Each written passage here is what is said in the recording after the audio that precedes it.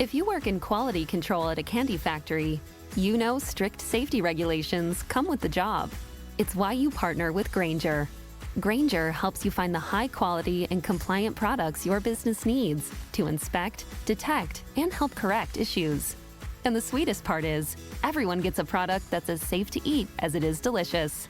Call 1-800-GRAINGER, click Grainger.com, or just stop by. Grainger, for the ones who get it done.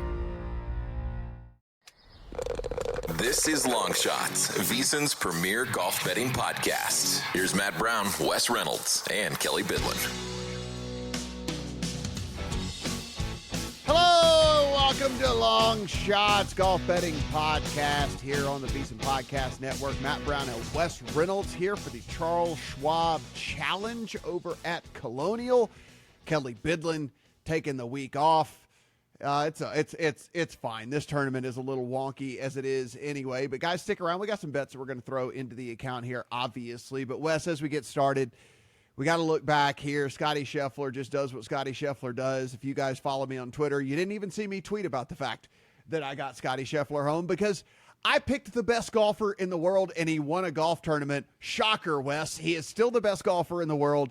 He is going to prove to continue to be the best golfer in the world because the consistency factor. And that's kind of what we were talking about before we came on air right here, which is what you're going to dig into here with Scotty Scheffler, because yes, Rory on any given day can be the best golfer in the world. Maybe Bryson on any given day or whatever, but week after week after week after week, day after day, round after round, it's Scotty Scheffler, and Scotty Scheffler is the one. There is no 1A, there is no 1B, any of that stuff like that. So just absolutely fantastic, masterful work from him.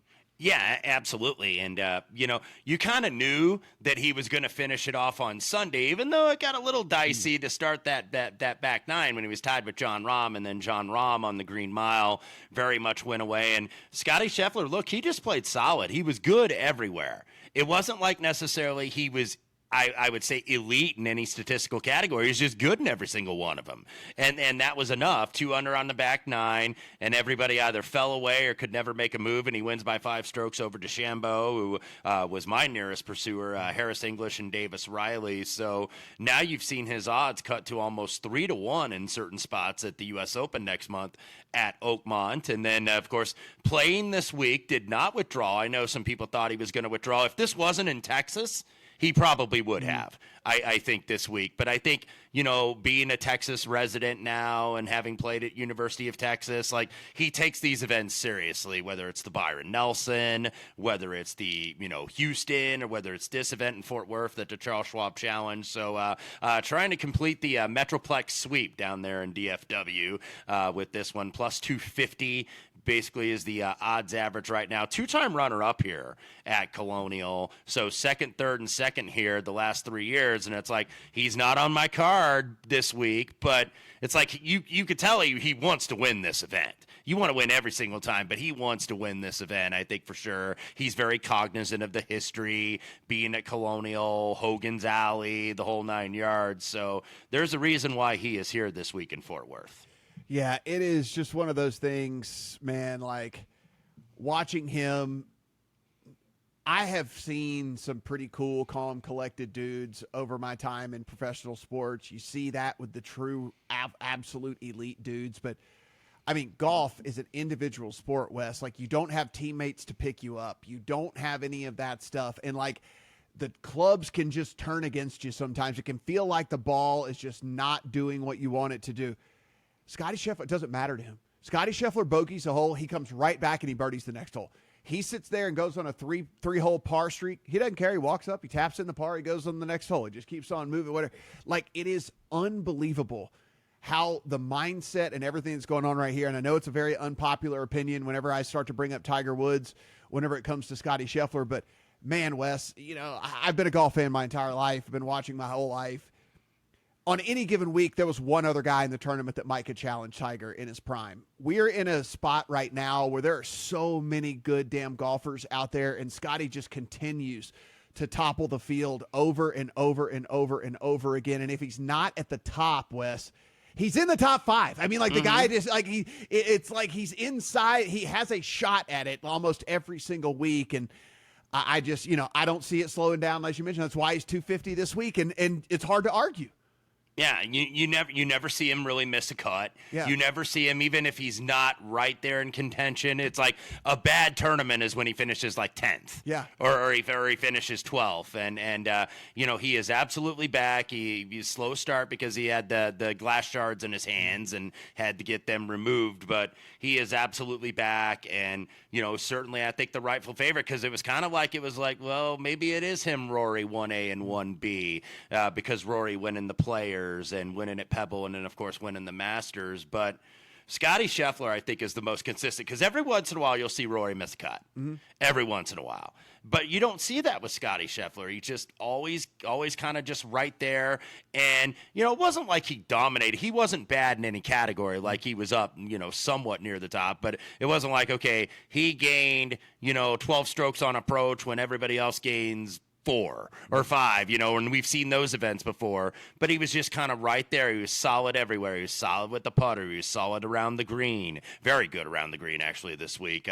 Good on approach, good on strokes gained off the tee, ball striking, accuracy, greens and regulation, scrambling, you name it. Anything we looked at, he was very solid, and when you can put that all together and you don't really have a weakness, you're going to win a lot of tournaments. Even if it doesn't seem like you're dominating, you end up dominating. Just a reminder out there, too. I was able to make some extra money on Scotty Scheffler after Thursday, where the books post these live odds, guys. And like a live top 10 after round 2 for Scotty Scheffler was minus 105. A live top 5 after round 2 for Scotty Scheffler was plus 240. He was only 2 strokes out of the top 10, and then he was only like 4 strokes outside of the top 5. And again, if there's anybody that can go out on a Friday after just a ho-hum round on a Thursday, it's Scotty Scheffler. So just stuff to remember maybe when the U.S. Open rolls around. If he doesn't happen to be just crushing after Thursday, some of those live odds are worth hopping on with Scotty Scheffler, because he's going to climb the leaderboard one way or another.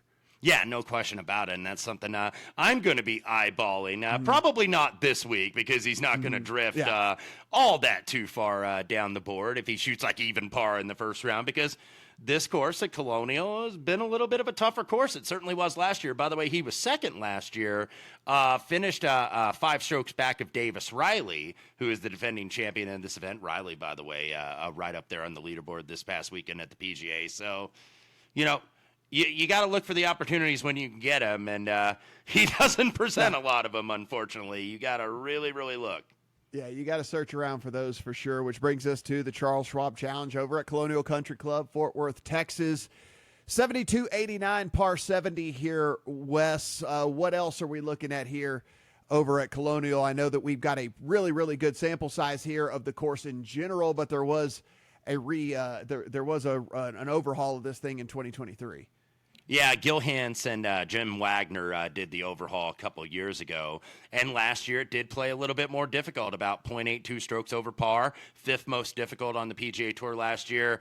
But it's a similar Colonial in the fact that you have tight fairways, 4th narrowest on tour, like 27.5 yards average fairway width. Small greens, about 5,000 square feet, 5th smallest on tour. Fairways and rough or Bermuda. Greens are bent, grass, and 12.5 on the stemp. So, really a lot of different ways to attack these holes. I think 12 of the 8 holes are dog legs. Mm-hmm. So you could try to cut the dog legs, which we have seen guys do to success in the past, but it's a ball striker course. Hit the fairways, be precise with the irons. You got to shape your shots in multiple directions. No tee off. Every tee is in a different direction after every hole. So it's a relatively tight course off the tee, and then obviously putt well. It actually, interestingly enough, starts with the 2 easiest holes on the course. A par 5 and then a short par 4. Mm-hmm. And then you get to what's called the horrible horseshoe, 3 to 5, where that plays about a half stroke over par combined, and it's done so for about the last 20 years. Very difficult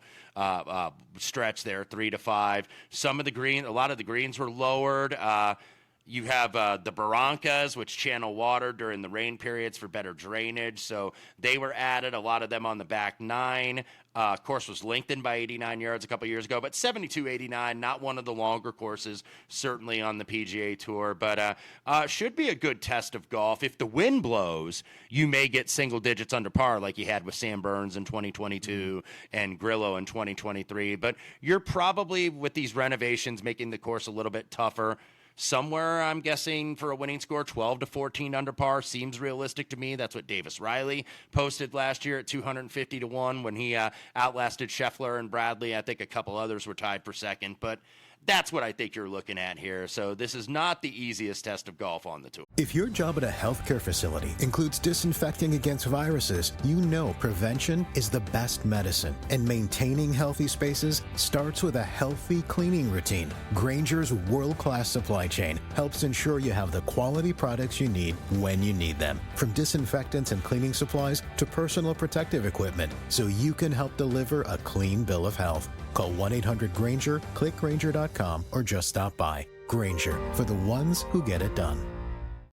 Yeah, and really, you mentioned it not being all that long. It's actually even shorter than it sounds, really, because you got a 235 par 3, you got a 188 par 3, a 179 par 3, and a 180 par 3. So there's no short par 3 out of any of the par 3s, and then you also have a 627 par 5. So you have really long par 3s and one really long par 5. So all of that yardage then still has to fill out the rest of the holes, which makes a lot of these holes, pretty short. So like, it's like you mentioned, Wes, I look at dudes here.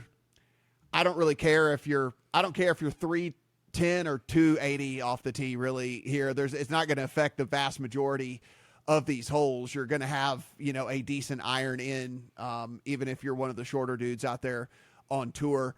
Most of these dudes hit 3 woods 260, 270 as it is anyway. If you got to go, less than driver off the tee, which we see a decent amount here.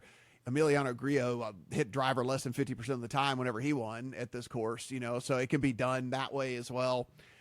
That makes it a little tough trying to figure out who might get this thing done for sure, especially considering too, if we get them Texas wins, Wes, it could blow this thing out a little bit and make this thing a little bit tougher out there for these dudes. So we'll see how it all plays out. I mean, with this, I think, guys, if you've been following this podcast long enough, if we're talking about this being kind of a positional course, tighter fairways, et cetera, well, then, yeah, of course, approach is going to be all about what this thing is. And so, Wes, for me, I did a baseline overall approach the last 32 rounds, which, is about 8 tournaments for people. If you miss cuts, it could be 9 tournaments, 10 tournaments, something like that. And then I just did some approach 24 and some approach 12. So I basically kind of a little bit longer term, a little bit shorter term, and then very, very recent form on approach. So super, super heavy in the model for me there. And then after that, it's really just kind of good drive percentage, fairways gained, strokes gained on hard courses, because this course is played pretty hard, throughout the course of whatever. Bogey avoidance, because you can't just be giving shots away. And that's kind of all I really put in to the model this week. I mean, little sprinkles of stuff here and there, a little sprinkle of scrambling, a little sprinkle of some other stuff. But it's a pretty basic model for me this week. Yeah, same here. I started with approach. Riley, by the way, second on approach for his winning week last year.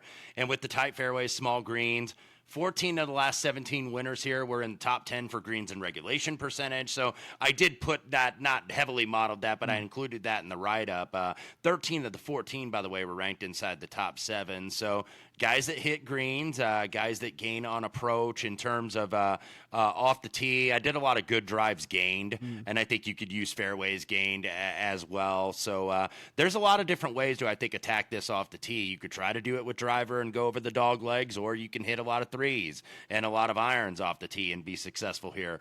Proximity, went with the buckets at 125 to 150, 150 to 175, 175 to 200. Did that a little bit smaller. Bogey avoidance percentage I used, especially I mentioned 3, 4, and 5, but the horseshoe, you're probably going to give an average of a half stroke back in those 3 holes in that order. Strokes gained, bent grass, putting, a little bit. These were seeded with bent grass back in 2023, so I did look a little bit at that. And I looked a little bit at scrambling, and it's not like it's really hard around the greens here, but they are small greens. Yeah. So, you have some different complexes. So I think you had to look a little bit at scrambling percentage, but that's all the depth I went into it really this week. I think that this is a relatively straightforward course. It is going to be a test. It's been there even with the renovations. It's a very similar, I think, philosophy. Some of the trees got removed, by the way, because it was kind of seen by Gil Hanse, who renovated this thing, as kind of like a little bit of a dark course. And remember, Gil Hanse did Southern Hills a couple of years ago at the PGA up there in Tulsa, Oklahoma, and got rave reviews. So, I think a lot of the guys like this course, even though this is the week after a major, so you're seeing guys take off. We know this stretch. We know the Memorial's coming up, and that's going to be an elevated event and a signature event, so all the top guys are going to be at Jack's event, and then you have Canada, and then you're going to have the U.S. Open in a couple weeks at Oakmont. Yeah, I threw all the stuff in there, and then after I threw all the stuff in there, Wes, obviously I don't have to tell everybody who came out number one in the model. I mean, like everybody's going to have Scotty Scheffler at the top. It was a huge, maybe the biggest drop off to 2 in a model that I've ever run before, considering this field and everything. Berger, like Scotty ranks out as like a 98.8, obviously, like, in this field. And then it drops like Berger's all the way down to like an 89.4. So, yeah, I mean, I don't know if there's ever been that big of a difference between number 1 and number 2 in my models, but, here's the thing, Wes. It's still only one player that wins a golf tournament. However, that one player is a superhuman. So I guess we have to ask ourselves, is it worth playing the winner without markets this week? And I came to the conclusion that I think that's just how I want to go to make this tournament more fun for me, because if not, I honestly think Scotty can win. I honestly think Scotty's going to win the tournament again, and so it's just, I don't want to bet Scotty at plus 250. And so I want to have a little bit of fun. And so I basically went in and so if I'm betting like 1 unit on a guy, basically how I did is I bet a quarter of a unit on just the normal price, and then I bet 0.75 of the unit, the 3/4 of a unit on the winner without market on these players, because again, it's just, here's the problem, Wes. It's like Scotty can go 8 under on Sunday and come back and win the thing. You know what I'm saying? Like that's the problem with all this. Like no lead is safe probably in this thing, and so I just don't want to get run down on a Sunday by the best player in the world. So I made a decision that I don't normally do, and I'm gonna split it between the regular market and also the winner without market. No, I think that's probably a very solid play. And, despite the fact that I don't really have any exposure to this guy this week, I'm playing smaller. I think there's nothing wrong with doing that. If you're playing less of an increment, like if you would have had a half unit on something, and maybe make it a quarter or make it a third. There's nothing wrong with doing that, and limiting your exposure or trying to attack a different way, whether it's placements or something of that nature. So that's the way I'm basically going this week, because I think he's probably going to win here, but I'm not going to be aboard. We should, when you see him in a matchup, I think it's against Fleetwood, who I think is like the third or fourth guy on the board in terms of the odds, and he's laying well over $3 to a guy. So that just tells you he lays probably over $2, $2.50 against anybody in this field in a matchup. Yeah. So exactly, that could be maybe your free square. Yeah, it's like what do you do? This tournament is when I wish we had DFS in Nevada, because this is like the perfect DFS tournament, because there are guys that model pretty well for me who I think can probably find their way inside the top 20 or top 10 and whatever. And so you could just put Scotty in every single lineup and then like fill it out with a whole bunch of dudes that are super cheap that I think actually have at least a little bit of upside, but it just doesn't work. Do I think they actually win the tournament? No. And so that's kind of where I land. So when all was said and done, Wes, what'd you end up throwing in your account?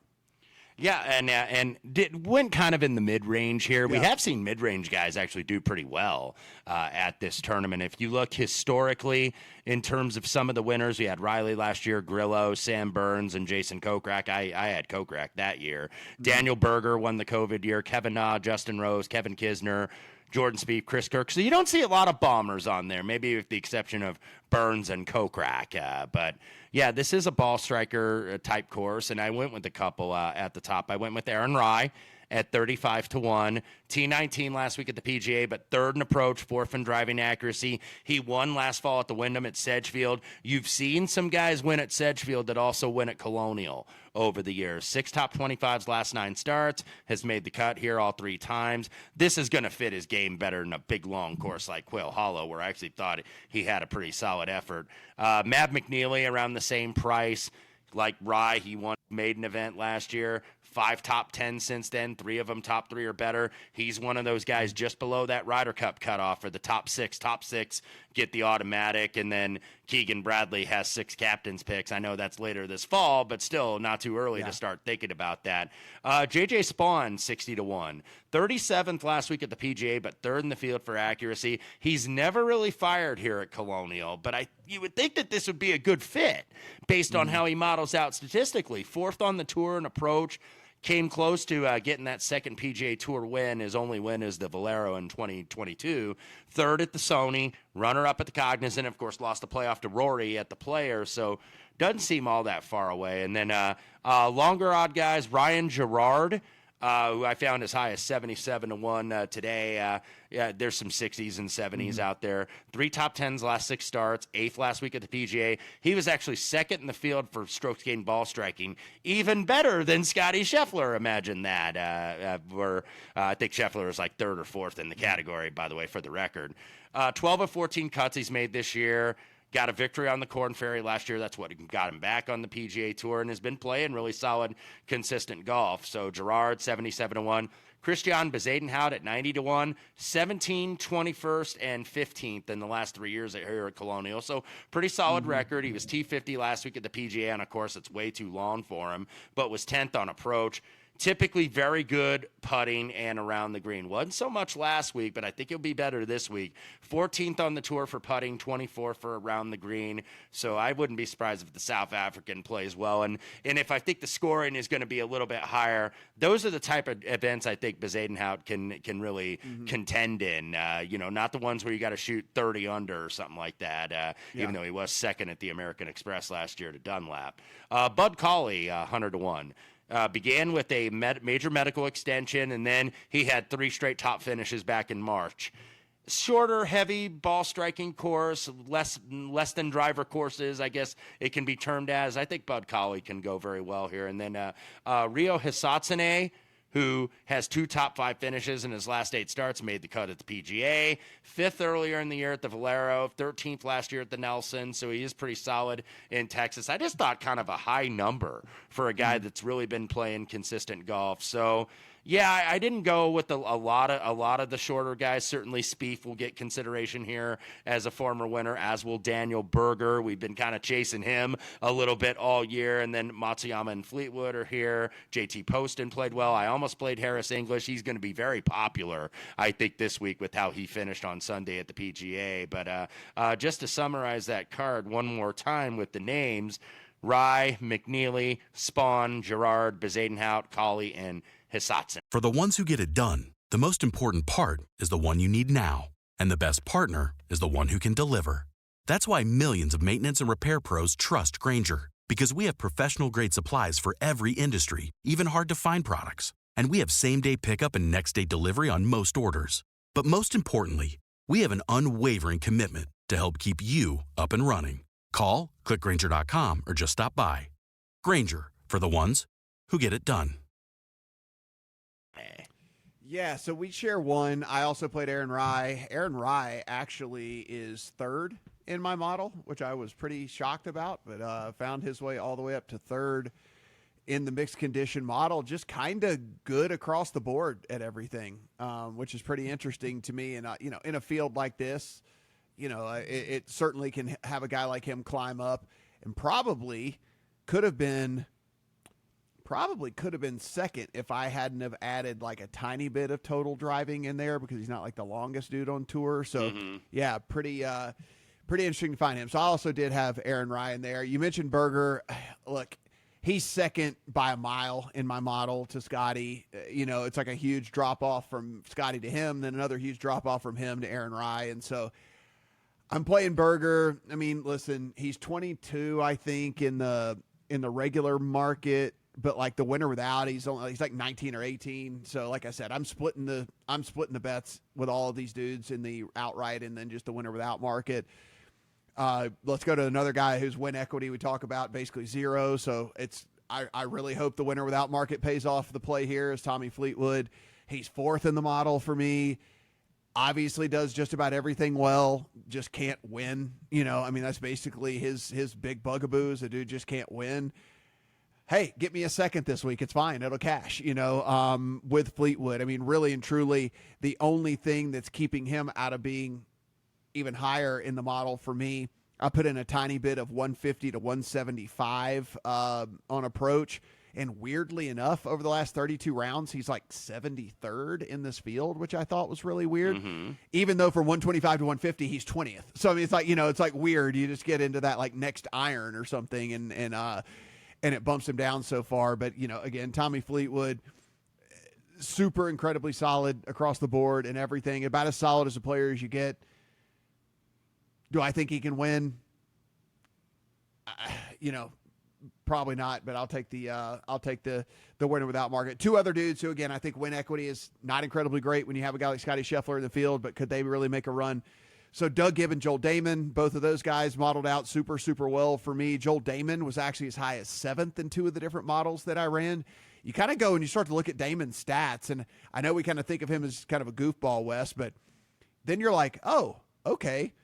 Joel Damon is like 6th on approach over the last 32 rounds, like in this tournament, and again, we talk about the weaker field, but still 30th in, you look at like 30th in bogey avoidance. He's 20th in bogey avoidance. He's 15th in scrambling. Like there's all kinds of stuff. He's just doing well, over the last little bit. And so, Joel Damon, again, highest 7th in the deal for me. And then, Doug Gim, another guy. I know the win equity is just dick with him, but he just models out so well on these little shorter positional courses. And, I'll fire one more time on him. It's the bet I hate the most, though, of the ones that I do have in the account. So if you want to fade that one, I don't blame you one bit. So Berger, Fleetwood, Rye, Damon, and then Gim for me.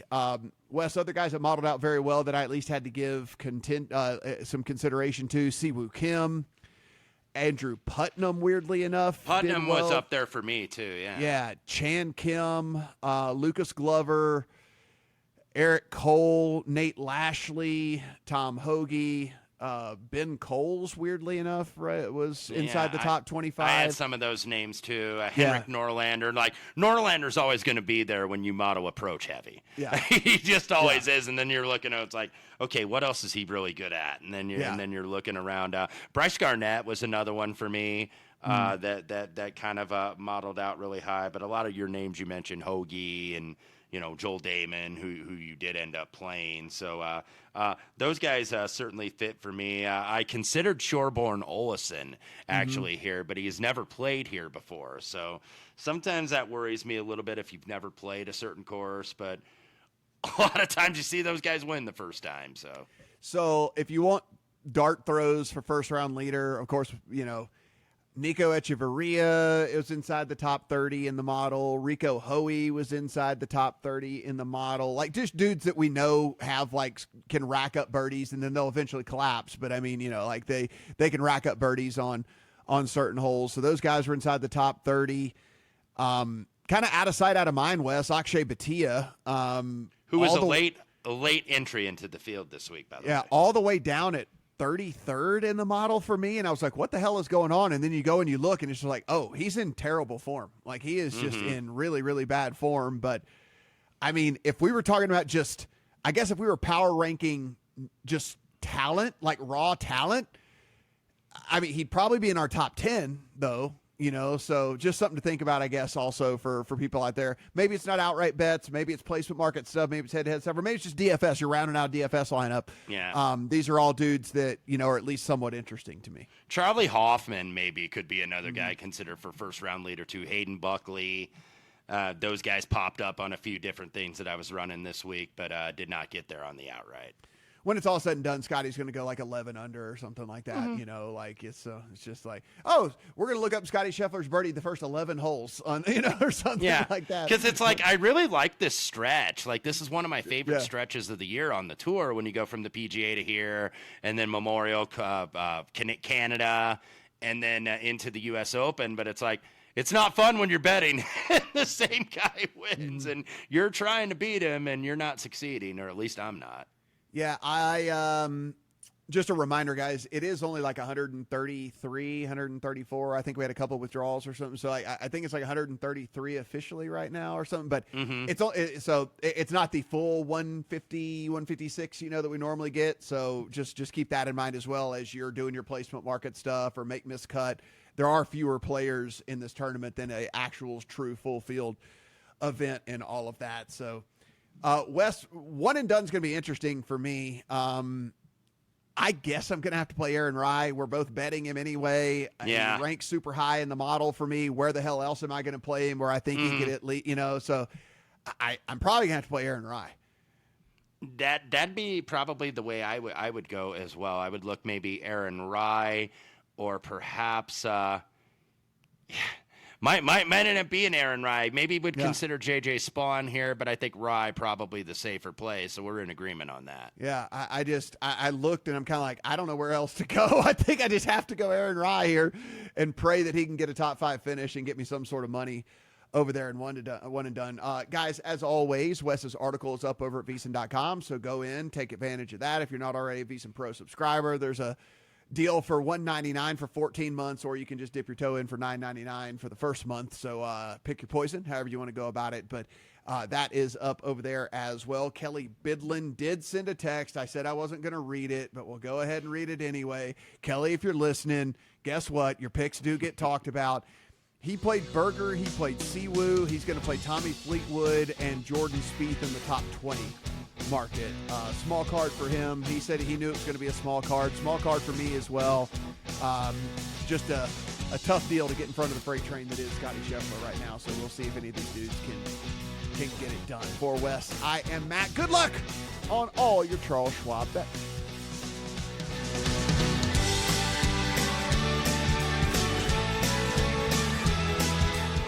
If your job at a healthcare facility includes disinfecting against viruses, you know prevention is the best medicine. And maintaining healthy spaces starts with a healthy cleaning routine. Grainger's world-class supply chain helps ensure you have the quality products you need when you need them. From disinfectants and cleaning supplies to personal protective equipment, so you can help deliver a clean bill of health. Call 1-800-GRAINGER, click Grainger.com, or just stop by. Grainger, for the ones who get it done.